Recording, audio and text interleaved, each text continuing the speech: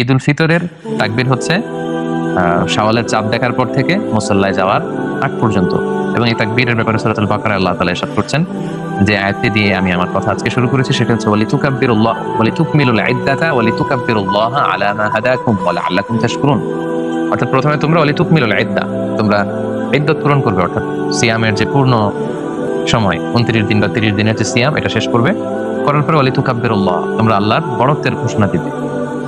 কেন? আলা মা হাদাকুম, এই যে আল্লাহ তাআলা তোমাদেরকে হেদায়েতের উপর অটল রেখেছেন, সিয়াম পালনের সুযোগ দিয়েছেন, কিয়াম করার সুযোগ দিয়েছেন, রমাদানে ইবাদতের সুযোগ দিয়েছেন, এটা শুকরানা স্বরূপ আমরা যেন আল্লাহর নামের বড়ত্বের ঘোষণা দিই।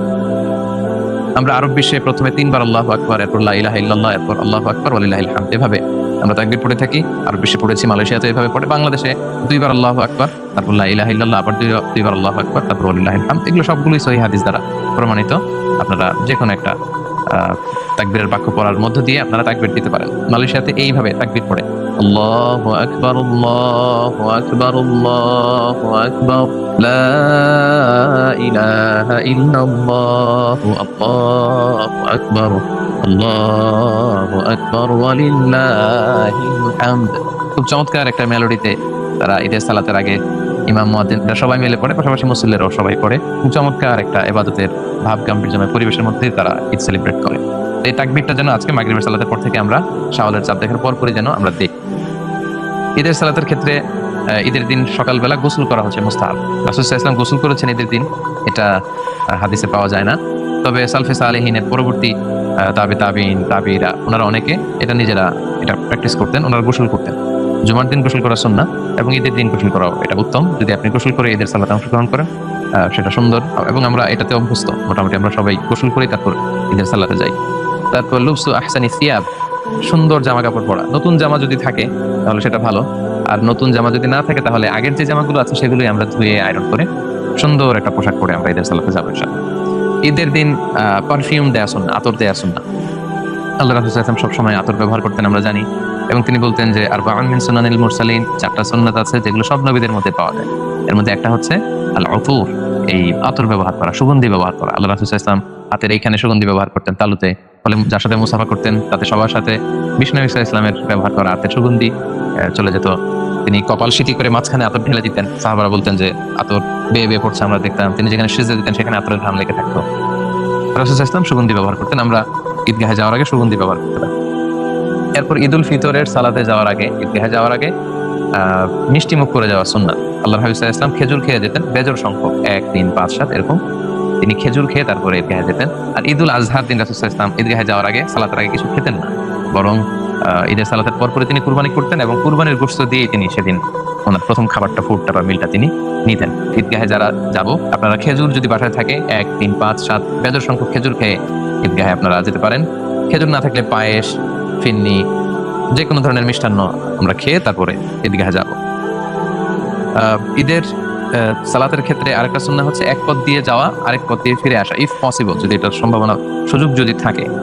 এটার কারণ কি? কারণ অনেক মানুষের সাথে দেখা হবে, অনেক মানুষের সাথে শুভেচ্ছা বিনিময় হবে। তো এই জন্য এটা যদি সুযোগ হয়, এটা আমরা চাইলে করতে পারি।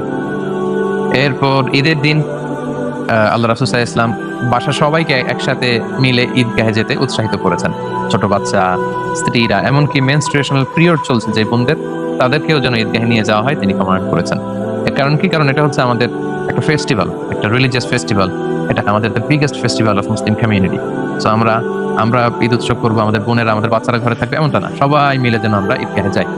আরব বিশ্বে আমরা সেটাই দেখেছি, নারী পুরুষ সবাই মিলে ঈদগাহে এসে, মসজিদে এসে ঈদ উদযাপন করছে। মালয়েশিয়াতেও আমরা এটা দেখেছি। আমাদের বাংলাদেশেও জাতীয় মসজিদ বাইতুল মোকাররমেও নারীদের জন্য আলাদা নিচের ফ্লোরে ব্যবস্থাপনা আছে, ওনারা সেখানে আলাদা ওযুখানা আছে, আলাদাভাবে প্রবেশ পথ সেখানে করতে পারেন। আমাদের জাতীয় যে জাতীয় ঈদগাহ ময়দানেও বোনদের জন্য আলাদা ঈদের সালাত করার ব্যবস্থাপনা আছে। তো তার মানে রাষ্ট্রীয়ভাবেও কিন্তু আমাদের নারীদের ঈদের সালাতের ব্যবস্থাপনা আছে। এই ক্ষেত্রে শর্ত হচ্ছে তাদের সেফটি, সিকিউরিটি, তাদের পর্দা, এই বিষয়গুলো এনশিওর করতে হবে। এগুলো যদি এনশিওর করা যায়, তাদের ঈদগাহে বা মসজিদে যাবে, প্রবেশ পথ ভিন্ন, তাদের ওযুখানা ভিন্ন, তাদের সেফটি, সিকিউরিটি, তাদের হিজাব, এগুলো যদি এনশিওর করা যায়, আমাদের অন্যান্য জেলাতেও আমরা আস্তে আস্তে চাইলে কিন্তু এটা পালন করতে পারি। যাতে করে মেয়েদের অংশে মেয়েরা সালাত করলো। এবং এটা গুরুত্বপূর্ণ এজন্য কারণ ইমাম সাহেব ঈদের খুতবায় উম্মার বিভিন্ন ক্রাইসিস নিয়ে বিভিন্ন সামর্থ্য সম্ভাবনা এগুলো নিয়ে কথা বলবে, আমাদের পুরো বছর ব্যাপী বিভিন্ন বিষয় নিয়ে গাইড করবেন, আমাদের বিভিন্ন বিষয় নাসিহত করবেন। তো এটা শুধু আমরা পুরুষরা শুনবো, আমাদের বোনেরা শুনবে না, নারীরা এত বড় সেলিব্রেশনকে মিস করবে, এটা আসলে ইসলাম চায় না। সো তাদের সেফটি, সিকিউরিটি, নিরাপত্তা, ফিতনার আশঙ্কা যদি না থাকে, আমরা কিন্তু আমাদের বোনদেরকে নিয়েও যেখানে ব্যবস্থাপনা আছে আমরা একসাথে আনন্দের সাথে ঈদ উদযাপন করতে পারি। আমরা সবাই জানি যে ঈদের সালাত হচ্ছে 2 রাকাত। আমাদের বাংলাদেশে অতিরিক্ত 6টি তাকবীর দেওয়া হয়। প্রথম রাকাতে 3 তাকবীর, পরের রাকাতে 3 তাকবীর। প্রথম রাকাতে সানা পড়ার পরে কেরাত শুরুর আগে 3 তাকবীর, আর দ্বিতীয় রাকাতে কেরাত শেষ করার পরে রুকুতে যাওয়ার আগে 3 তাকবীর। বাট আরব বিশ্ব সহ মালয়েশিয়াতে বা অন্যান্য অনেক জায়গায় 12 তাকবীর, 13 তাকবীর, কয়েকটা নিয়মই আছে। এইভাবে সালাত আদায় করা হয়। সো কনফিউশনের কিছু নেই, যেখানে যেই মাযহাব বা যে আমলটা প্রচলিত আছে আপনারা সেটা করতে পারেন, কারণ এগুলো সহিহ সুন্নাহ দ্বারাই সাব্যস্ত। মালয়েশিয়াতে শাফি মাযহাবের অনুসারী, ফলে 12 তাকবীরের ঈদের সালাত হয়। প্রথম রাকাতে দেখা যায় যে 7 তাকবীর, পরের রাকাতে 5 তাকবীর। আর হাম্বলি আর মালিকি মাযহাবে ওনারা 13 তাকবীর পড়েন, প্রথম রাকাতে 7, পরের রাকাতে 6। সো এভাবে আমরা ঈদুল ফিতরের সালাত আমরা আদায় করব। এবং আল্লাহ রাসূল সাল্লাল্লাহু আলাইহি ওয়াসাল্লাম ঈদুল ফিতরের সালাতে হাদিসে এসেছে যে প্রথম রাকাতে সূরা আ'লা পড়তেন, সাব্বিহ ইসমা রাব্বিকাল আ'লা। দ্বিতীয় রাকাতে গাশিয়া পড়তেন, সূরাতুল গাশিয়া। আরেক বর্ণনা এসেছে প্রথম রাকাতে সূরা কাফ পড়তেন এবং দ্বিতীয় রাকাতে তিনি সূরাতুল কামার পড়তেন। এগুলো আবশ্যকীয় কিছু না, যেহেতু হাদিস আমরা পাই। আমাদের প্রিয় নবী সাল্লাল্লাহু আলাইহি ওয়াসাল্লাম তিনি এভাবে ঈদের সালাত পড়তেন, আমরা চাইলে এই সূরাগুলো দিয়ে পড়তে পারি। ঈদের সালাতের পরে আরেকটা যে ব্যাপার রয়েছে সেটা হচ্ছে ঈদের খুতবা। এটা ঈদের খুতবা দেয়া সুন্নাহ। এবং একটু আগে আমি বলেছি যে একজন ট্রু খতিব, ভালো খতিব, একজন যোগ্য খতিব, তার কাজ হচ্ছে পুরা মুসলিম উম্মার সমস্যার সম্ভাবনা নিয়ে উম্মাকে ইনস্ট্রাক্ট করা, গাইড করা। তো এই খুতবাগুলো ওই রকমই হওয়া উচিত, এবং এই খুতবা সুন্নাহ আমরা যেন মনোযোগ দিয়ে খুতবাগুলো শুনি। এবং খুতবার পরে আমাদের ঈদের ঈদুল ফিতরের সালাতের যে আনুষ্ঠানিকতা, এটা শেষ হয়ে যায়। এরপর আমরা শুভেচ্ছা বিনিময় করতে পারি। সাহাবারা ঈদের দিন একে অপরের সাথে দেখা হলে ওনারা বলতেন তাকাব্বালাল্লাহু মিন্না ওয়া মিনকুম, অর্থাৎ আল্লাহ তাআলা আমাদের পক্ষ থেকে তো আপনাদের পক্ষ থেকে আমাদের নেক কাজগুলো কবুল করে নিন। এই যে পুরো রমাদানে, লং পিরিয়ড অফ টাইমে, হোল দ্য রমাদানে আমরা সিয়াম, আমাদের কিয়াম, আমাদের তেলাওয়াত, আমাদের সাদাকা এগুলো করলাম, আল্লাহ তাআলার কাছে আমরা দোয়ার মতো করে এটা কিন্তু বলতে পারি যে তাকাব্বালাল্লাহু মিন্না ওয়া মিনকুম, আল্লাহ তাআলা আমার ইবাদত, আপনার ইবাদত এগুলো কবুল করে নিন। এটা ছাড়াও সুন্দর, সৌজন্যমূলক যে কোনো ভদ্র ভাষার ডিসেন্ট কোনো ওয়ার্ড দিয়ে আমরা শুভেচ্ছা বিনিময় করতে পারি। আমাদের বাংলাদেশে আমরা সাধারণত ঈদ মুবারক বলে অভ্যস্ত। এটা খুবই সুন্দর একটা ফ্রেজ, খুবই সুন্দর শব্দ। ঈদ মুবারক মানে ঈদ আমাদের জন্য বরকতময় হোক, মানে full of blessings and mercy হোক। চমৎকার একটা শুভেচ্ছা বিনিময়ের বাক্য, আমরা এটা বলতে পারি। অন্যান্য দেশে, অন্যান্য কালচারে যে সমস্ত শব্দ বা শব্দগুচ্ছের মাধ্যমে, ফ্রেজের মাধ্যমে শুভেচ্ছা বিনিময় করা হয়, আমরা এগুলো সবগুলোই করতে পারি, এতে কোনো বিধি নিষেধ নেই ইনশাআল্লাহ। তবে সাহাবারা তাকাব্বালাল্লাহু মিন্না ওয়া মিনকুম এটা পড়তেন, আমরা যেন এই সুন্নাহর সাথেও যাতে বা সাহাবাদের এই শুভেচ্ছা পদ্ধতির সাথেও যেন আমরা পরিচিত হই, আমরা চাইলে এটাও মুখস্থ করে একে অপরের সাথে শুভেচ্ছা বিনিময় করতে পারি। পাশাপাশি আমাদের দেশে মুসাফাহা করা, মুআনাকা করা, এগুলো সবগুলোই প্রশংসিত, এগুলো সবগুলোই করা যেতে পারে, এতে কোনো সমস্যা নেই। আমাদের বাংলাদেশে ঈদের সালাতের পরে দল বেঁধে গ্রামে দেখা যায় যে লোকজন কবর জিয়ারত করতে যায়। এটা ঈদের দিনের জন্য এরকম খাস করে নেয়া, অনেক স্কলাররা এটাকে মাকরুহ বলেছে। যেহেতু ঈদ হচ্ছে একটা আনন্দের দিন, কবর গেলে মানুষের কান্না আসে। হ্যাঁ, যাদের রেগুলার বেসিসে কবর জিয়ারত করার অভ্যাস আছে, সবসময় কবর জিয়ারত করা যায়।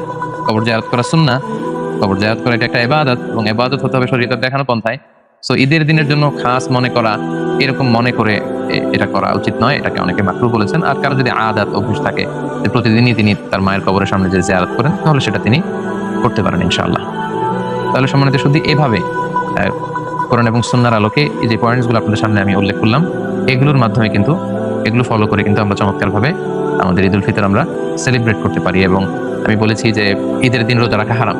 আমাদের যে ঈদুল ফিতর, আমরা এদিন রোজা রাখতে পারবো না, আবার ঈদুল আজহার দিনে রোজা রাখতে পারবো না, আবার ঈদুল আজহার পরের যে 3 দিন, এই 5 দিন রোজা রাখা যায় না, কারণ এগুলো হচ্ছে আল্লাহর মেহমানদারির দিন। আল্লাহ তাআলা তিনি হচ্ছেন আমাদেরকে মেহমানদারি করাচ্ছেন। সো এই দিনে খাওয়া, পান করা, আত্মীয়দের বাসায় বেড়াতে যাওয়া, শুভেচ্ছা বিনিময় করা, একে অপরকে উপহার দেওয়া, এগুলো হচ্ছে ঈদের সৌন্দর্যকে আরো বেশি করে ফুটিয়ে তোলে। সো আমরা ঈদের দিন রোজা রাখতে পারবো না। তবে ঈদুল ফিতরের পরে যে মাসটা, মানে ঈদুল ফিতর যে মাসে, অর্থাৎ শাওয়াল মাস, এই শাওয়াল মাসে কিন্তু আল্লাহর হাবিব সাল্লাল্লাহু আলাইহি ওয়াসাল্লাম 6টা রোজা রাখতেন।